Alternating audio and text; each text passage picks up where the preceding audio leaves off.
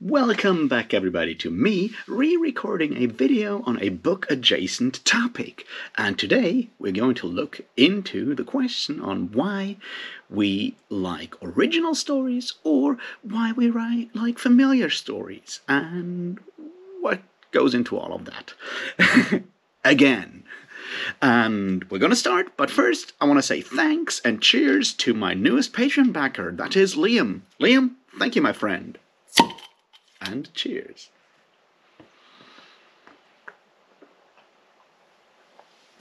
So yeah, if you want a personal cheers, please join my Patreon. It's fun there, I guess. And you may even get a woolly hat or scarf knit by me. Because, you know, the winds may not, but winter certainly is coming. So, that would be fantastic, but you don't have to.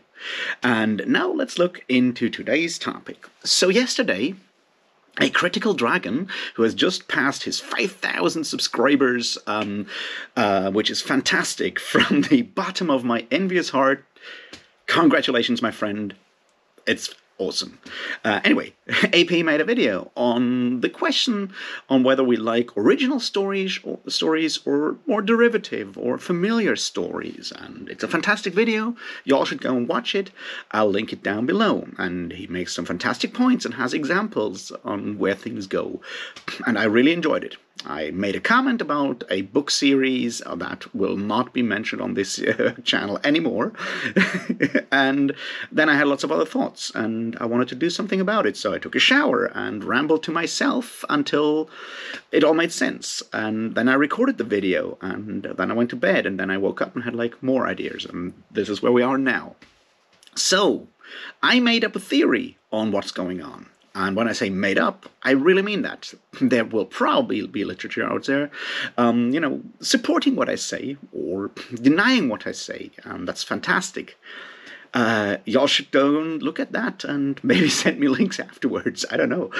But this is me making stuff up. And I'd be very interested in what you think about it. And if you agree with me or disagree, put all that down in the comments as well. I'd really appreciate that.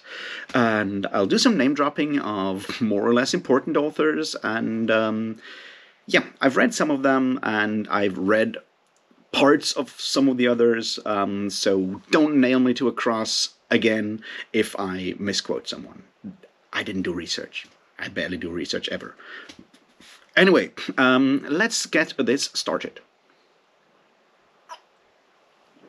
So, do we like original, new, unique stories?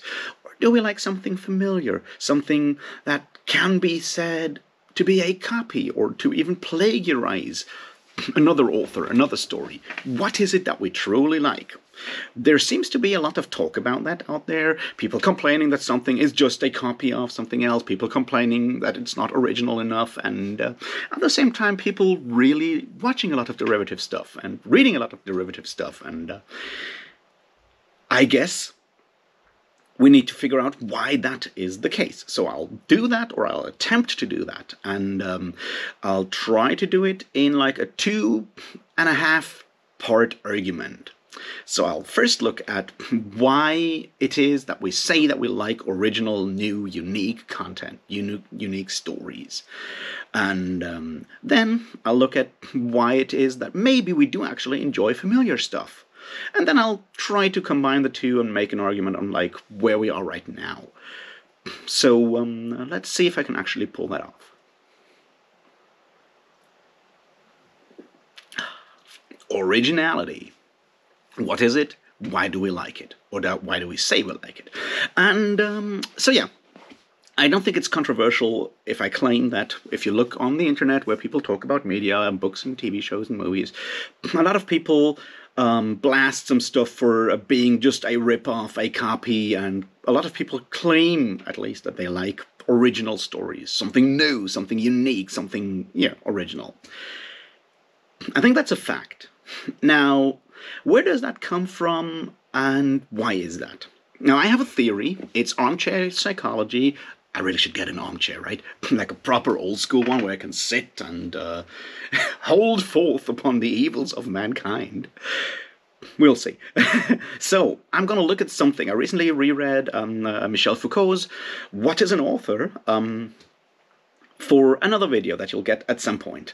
And there's a bit in there that I want to appropriate and steal and talk about here. Now, you should go and read that article anyway. It's from 69. It does have some interesting things. It's a very typical Michel Foucault article, by which I mean he takes a lot of words to say very little. He has interesting examples and rhetorical questions, and then drops a lot of names and quotes and stuff that make him look far more educated than he maybe is or was.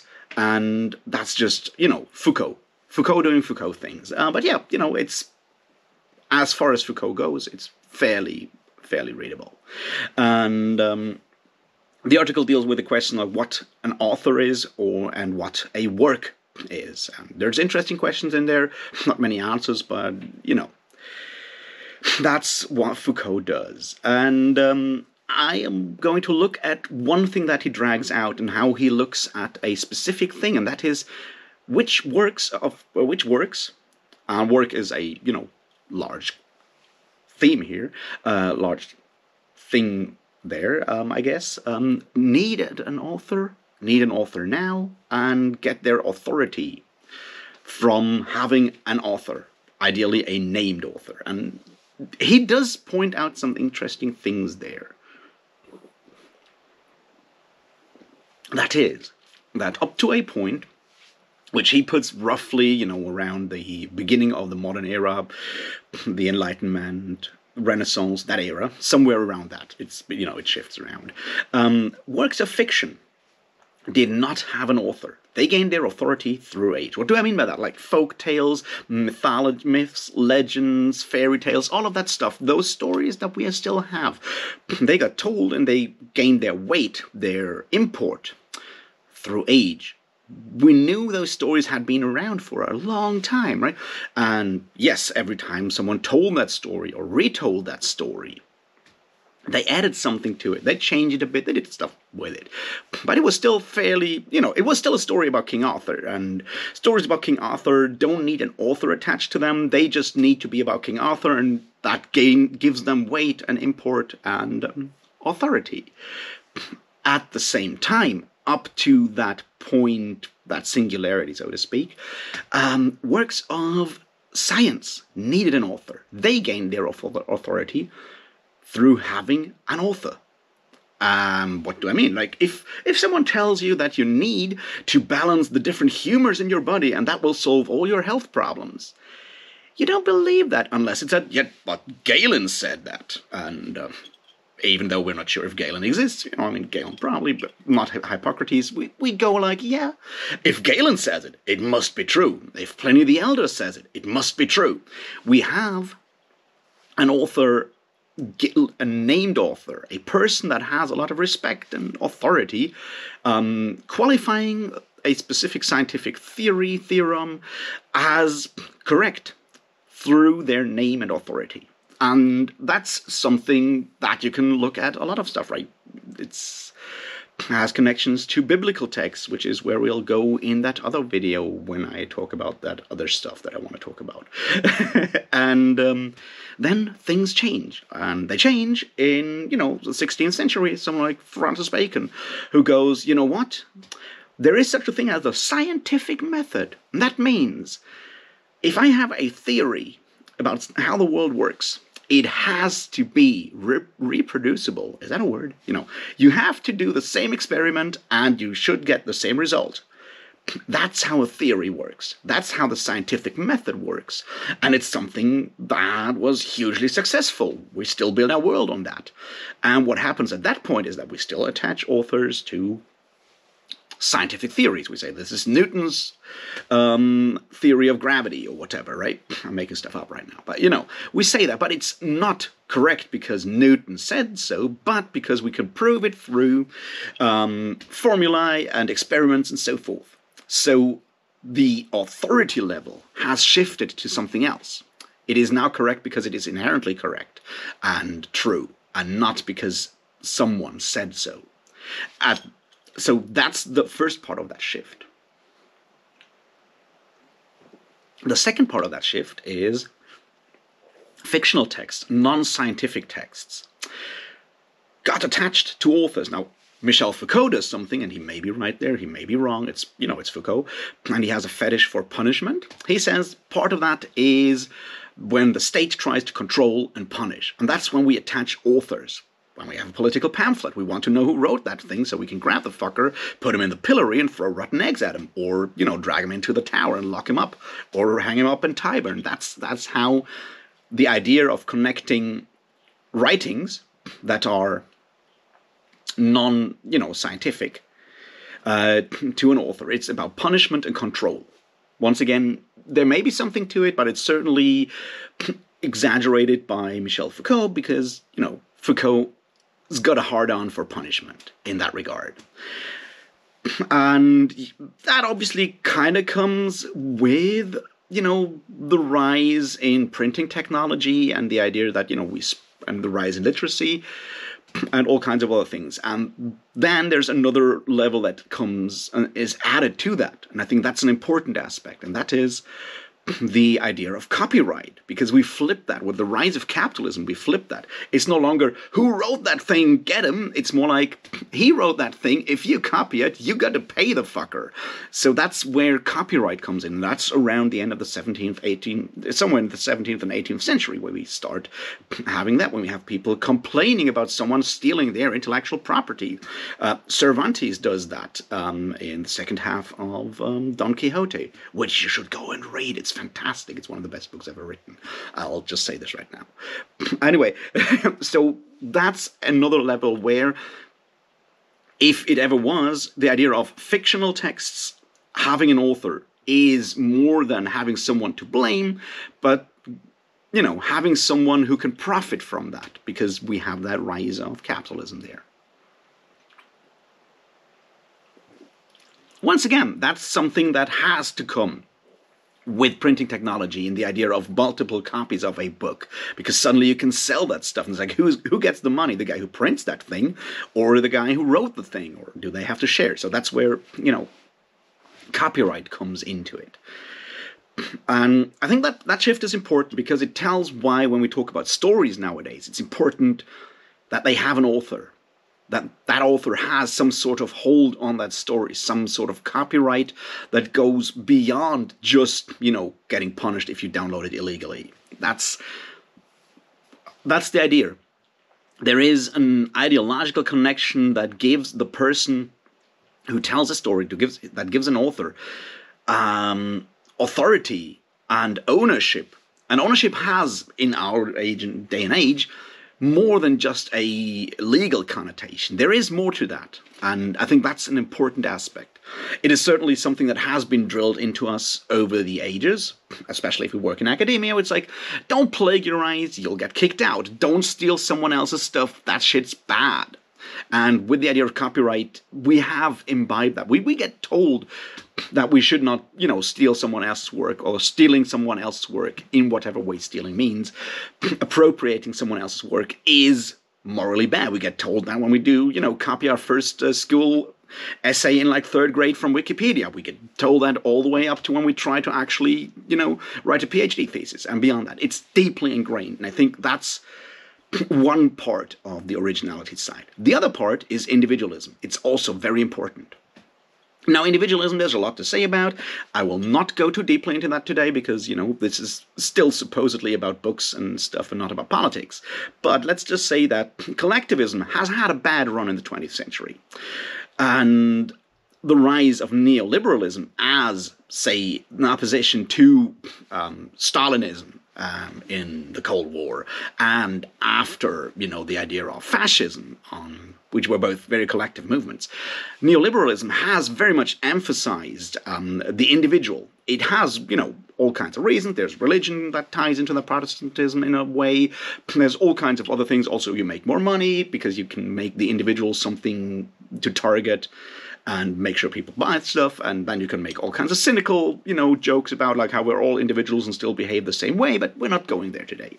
What is important, however, is that it is important for us to be individual, to be unique, to do our own thing. And that kind of blends over into the idea of originality. We try to be original people, right? We try to do something. We try to not be like other girls, basically. And so we claim at least to want things that make us stand out. We claim to like original things.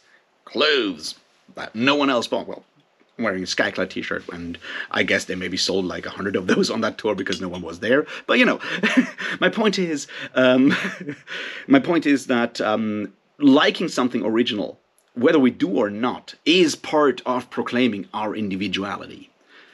So we have two aspects that come together when we go out and claim that we want something original. The first part is that liking something that is supposedly a copy of something else feels morally bad because we are almost partaking in breach of copyright.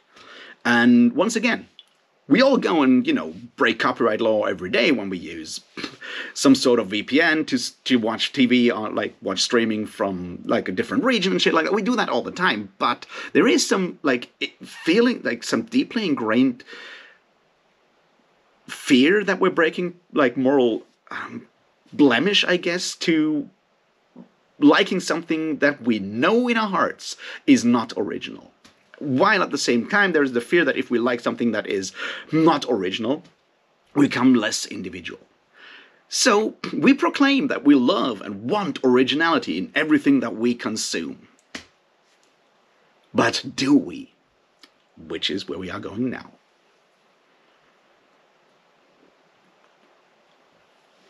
The other side of the coin. Do we really like original things? And the answer is no. You can go and do statistics and stuff, but copies of familiar stories are popular. There's thousands of star-crossed lover stories. Everyone loves Romeo and Juliet in one way or another, whether it's West Side Story or Romeo and Juliet. We can, and there's that joke that there's only 7 stories or 10 stories. We're not going there. It's bullshit. Fuck that.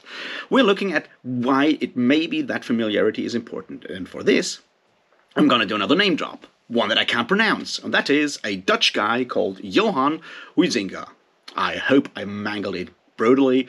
If Jolene ever watches it, or someone else with the ability to speak Dutch, let me know. The guy wrote a book in 1938, and that is Homo Ludens, the human that plays. Now that's part of what makes human, and there's all kinds of, there's Homo faber, there's Homo economicus, and all kinds. So he goes with Homo ludens because it's an anthropological theory that play is extremely important for human evolution, for how we build culture and so forth. It's a book I haven't read, but I've read parts of it. And I've read other authors that have quoted him. And I'm just going to steal parts of that for my idea on why we like these things. So the idea is that play is part of how humans evolve, how humans develop a personality, how humans learn. And I think that's fairly incontroversial. So how does play work? Play works by following specific rules and testing out those rules, finding the border cases, and slightly changing the rules and figuring out what happens when we slightly change the rules. But there have to be rules. It's important that games have rules. We know that. But, we also try to always find those edge cases where we can just go through and break one of the rules and still get away with it and so forth. It's part of how we grow up and how we learn, right? We know something familiar, we repeat it with a slight variation. And that's fine. My theory now is that, my argument now is that literature, reading, storytelling is a game. It's a game between the author, and we're not going into what is an author here, because I told you I read that Foucault text for a different video. But let's just assume that there is a storyteller and there is a story listener, reader, watcher, whatever. And there is a game between those two. And that is, the important bit here is, it has rules. It has fixed rules. That is, I tell you a specific story, you will enjoy it, I'll put variations in it. Through those variations you will learn new things, but you kind of know what to expect because we're playing the game of storytelling. And that's how we do the story thing.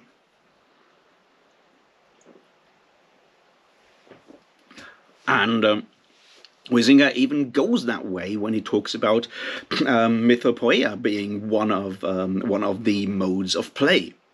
For example, creating stories basically in myths. And I'll just point this out here, and I'll leave it here, and I'll move on from there. Now, let's assume that storytelling follows specific conventions, specific rules. We bend one rule, or we can bend two rules, but the more rules we bend or break or ignore, the further we move away from an already familiar story. The more it feels like cheating, and we hate cheating. The moment all the rules are broken, all the rules are off, it's no longer the game we know. We are lost in that area. That makes us angry, or frightened, or just throw down and stop playing the game. And we can tell that. I recently read Finnegan's Wake by James Joyce. Who knew I'd actually get content out of that one? And Joyce breaks almost all the rules in the game. Up and including how to use actual language. And people hated it. Some magazines were actually like, we're not going to print this crap, man. Because he broke too many rules at once. It felt like cheating, like stopping the game. Just as an example.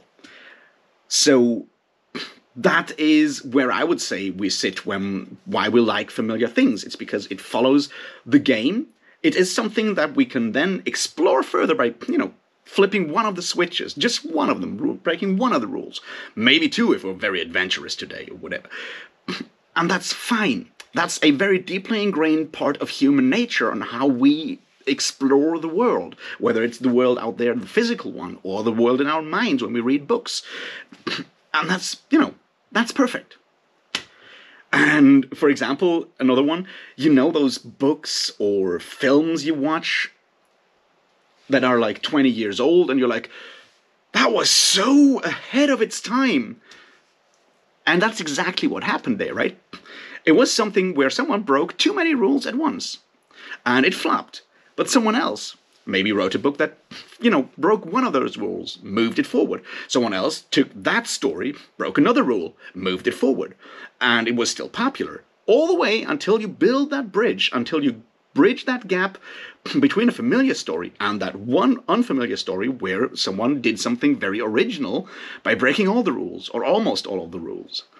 And that's when you come to that, he was ahead of its time, because now that we can actually go there, through iterations, through different stories that are just a bit closer and closer and closer and closer to the one that we need to go to, now we can enjoy it. And then we're going like, but that was like ages ahead of its time.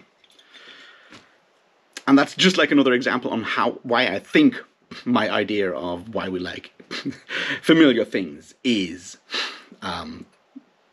probably not completely wrong. So where does that leave us? It leaves us with an inner tension. Our brains, on the one hand, our conscious brains, sort of conscious, I guess, tell us to be original, to be unique, to be an individual, to like something that is not a copy of something else, because we want to stand out. And we feel bad if we feel that we are part of a breach of copyright, a breach of ownership, because, that shit has a moral connotation to it, in a way. That's what our minds tell us, our brains tell us, and our reptile brains and our human nature tells us that we like stuff that does not break all the rules, because then we are lost and we feel cheated. And it's an eternal tension within ourselves. And how do we break that tension? Well, by lashing out. Which is why so often those comments are very, very angry, very violent. Those, and vicious, those confrontations we have on the internet between when we claim something is not original enough. We yell at people because we can't actually solve that tension within ourselves. Because we're struggling with that. We have two internalized impulses that we need to figure out, and we can't really. Is there a way out of it? I don't know. I hope there is. I guess the answer is read more, because the more you read, the more you watch, the more stories and versions of stories you know and have, the smaller the breaches are, the smaller the gaps are, the less you feel cheated by something new. because you can build those bridges on your own. That's the one side. The other side is obviously to figure out that, be yourself is enough. You don't have to be so far away from everyone else to prove that you're worth it. No. You're cool no matter what.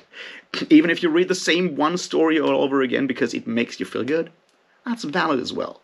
So those are my tips, and this is my grand theory of why we do like familiar things and claim we do like unfamiliar things. Let me know what you think about it, and thanks for sticking with me. I made this all up, so please make up your own ideas. I'd love to hear them. And cheers.